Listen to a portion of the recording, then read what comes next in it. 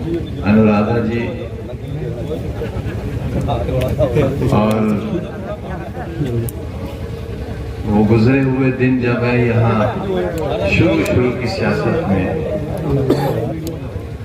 आपके बीच आता था, खालिद भाई की उम्र भी इन्हीं बच्चों जैसी थी। अब इनकी दाढ़ी सफेद है और मेरी दाढ़ी गायब है।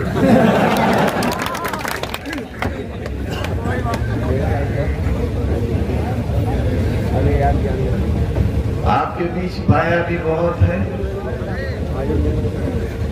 और अपने बीच से खोया भी बहुत है। पाने की कोई जल्दी नहीं है, इसलिए कि कल के तानाशाहों के दौर भी देखे हैं। अब्दुल्ला साहब तो बहुत छोटे हैं, आप भी सब बच्चे हो। आपने क्या देखा है?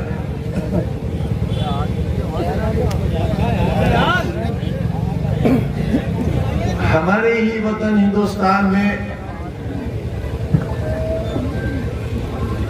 इमरजेंसी के नाम पर ऐसा दौर भी आया जब पूरे मुल्क को कहा गया कि कैद खाना बन गया।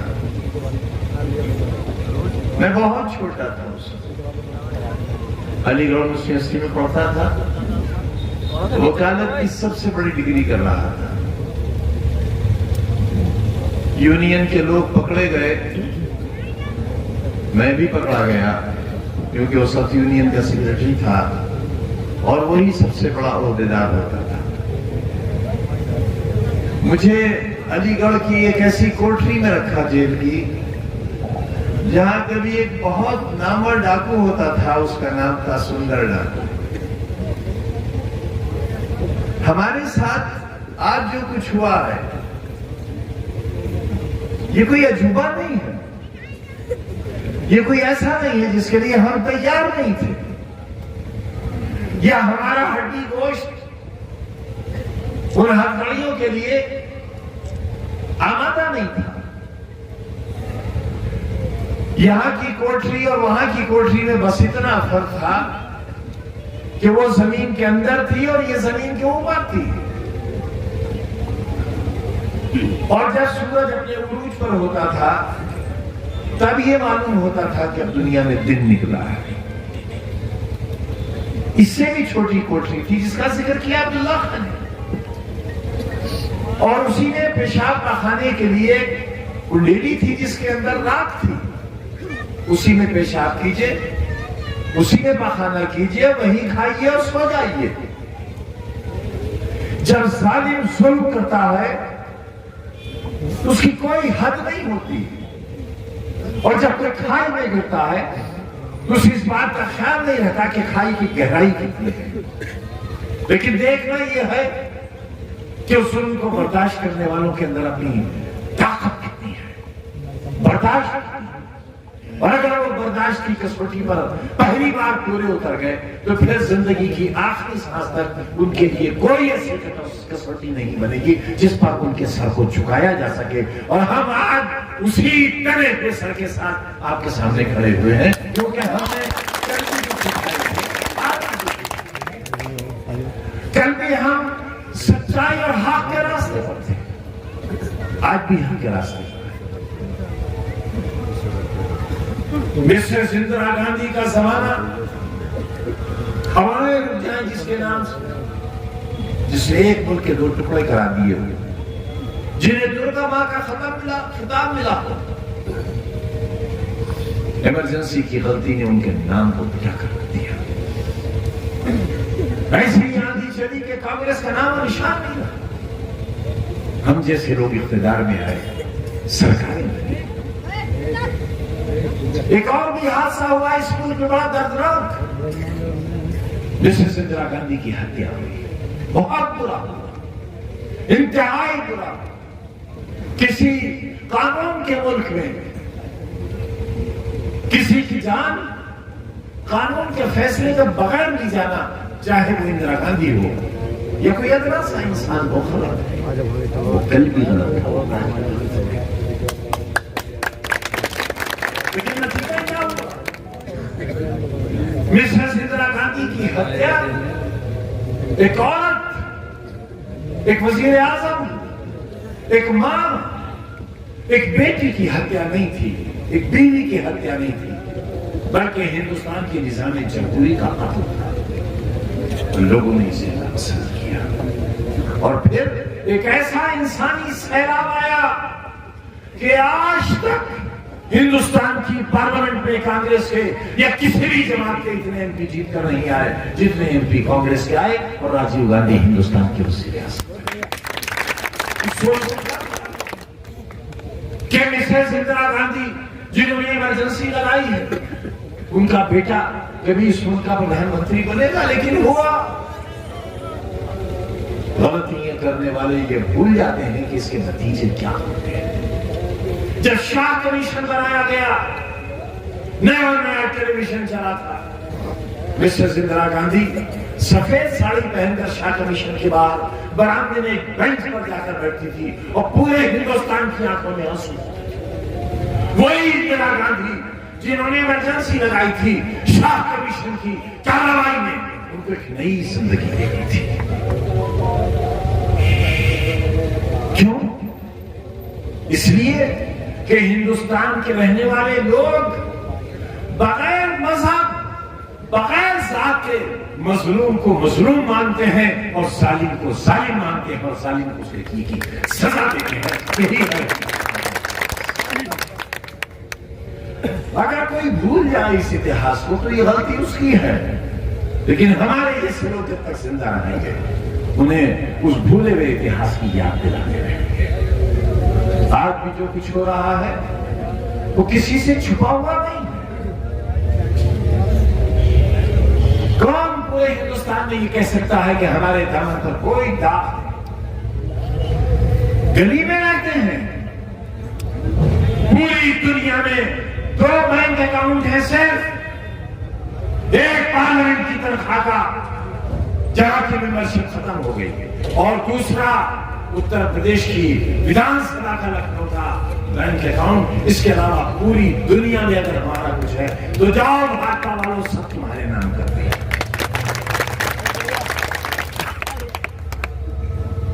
एक ऐसा शख्स, एक ऐसा खानदान, एक ऐसी सोच और एक ऐसा काफिला रखने वाला जिसमें सैकड़ों मुकदमे हैं, लेकिन एक मुकदमा भी हमारे ऊपर करप्शन, बेईमानी या चोरी का नहीं है।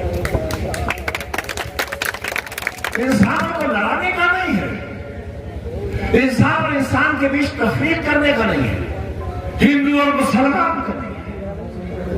आज मोबाइल को खोलते हैं तो सिवाय नफरत के संदेश के कुछ न सुनने को मिलता है न देखने को।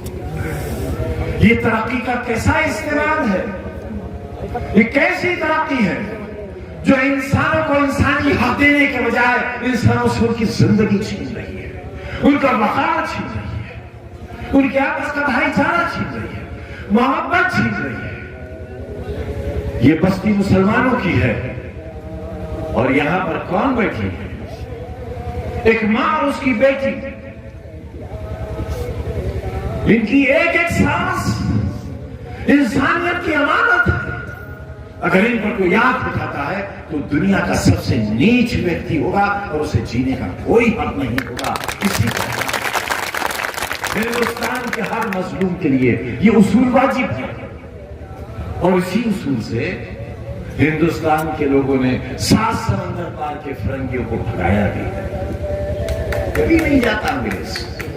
अंग्रेज ने हिंदुस्तान से जाने के लिए कलकत्ता नहीं बनाया था। देखो कभी जाकर अंग्रेज ने कैसा शहर बनाया था।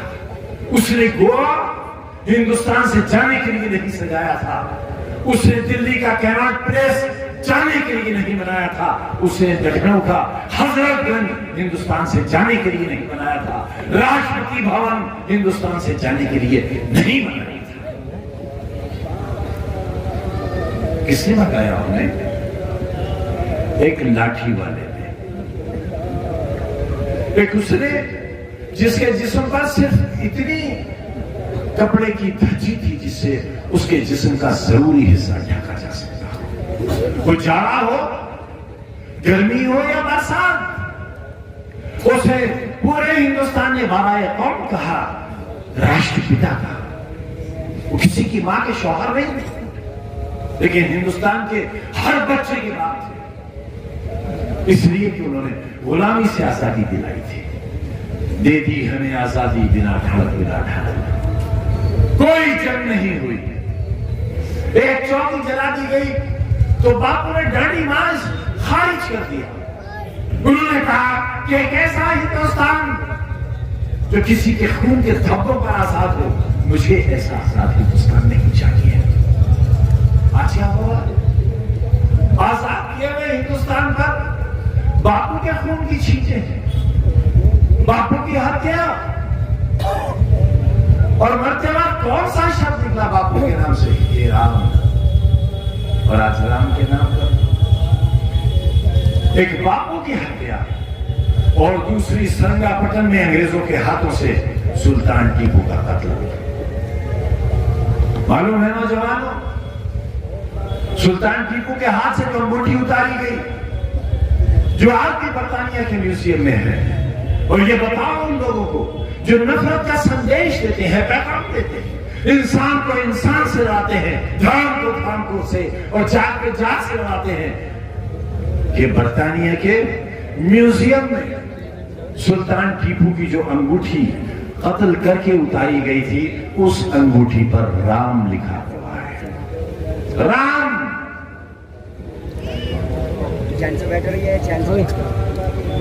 ये शहीद टीपू सुल्तान के हाथ की उतरी हुई अंगूठी थी। ये था हिंदुस्तान। एक अंग्रेज के हाथों मारे हुए के हाथ में राम, और एक अपनों के हाथों से कत्ल किए हुए बापू के ऊपर। अब आपको न किसी फिरंगी से लड़ना है, न किसी सात समंदर पार वाले से, न किसी अपने से, लेकिन अपने अंदर के इंसान से आपको जरूर लड़ना है।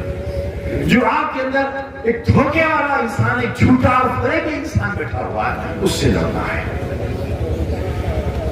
हमारे आंसुओं का हिसाब नहीं दे सकोगे, हमारी तकलीफों का बदला नहीं दे सकोगे, हम मांगने भी नहीं आए हैं, लेकिन हाँ, हम आपसे मांगने आए हैं, हम आपसे अपना हक मांगने आए हैं। वो हक जो हमारी 50 साल जद्दोजहद और मेहनत का हक है, वो मांगने के आए हैं। और वो यह है कि हमने कहीं आपको नहीं बेचा, कहीं आपका सौदा नहीं किया, और कहीं आपका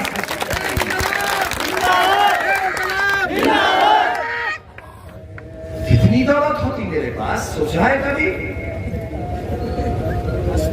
मेरे पास दुनिया के हर बड़े शहर में महल होता, मेरे अपने जहाज होते, गली में रहता हूं। तुम्हारे बच्चों और तुम्हारी नस्लों के लिए स्कूल बनाए हैं मैंने, यूनिवर्सिटी बनाई है मैंने। तुम्हें कदर नहीं है उसकी, क्योंकि तुम्हारी कमनसीबी है, और मेरी इसलिए कमनसीबी है कि तुमने उसकी सच्चाई को समझने की कोशिश ही नहीं की, और तुमने बहुत कुछ खो दिया। मैं शेर के मुंह से पार्लियामेंट छीन कर लाया था। 1952 के बाद पार्लियामेंट की कुर्सी तुम्हारे हाथ में आई थी, तुम्हारे पास आई थी, वो खो दी तुमने। विधानसभा खो दी तुमने, स्वार खो दिया तुमने, टांडा खो दिया तुमने, क्या क्या खोते चले जाओगे।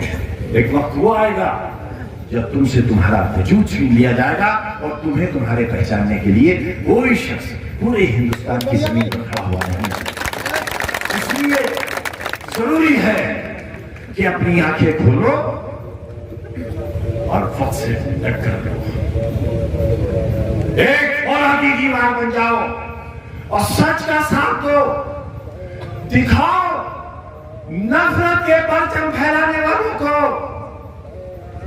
ये बहन बैठी है हमारी, ये बेटी बैठी है हमारी, और हम इसे उत्तर प्रदेश की विधानसभा में पहुंचाकर अपने सवाल उठवाएंगे, अपनी लड़ाई। अपने इस नौजवान साथी के उस तकलीफों का, उन रातों उन दिनों का जब मैं 106 बुखार में रोजा और कोरोना में तड़प रहा होता था, ये रोता होता था बैठा हुआ।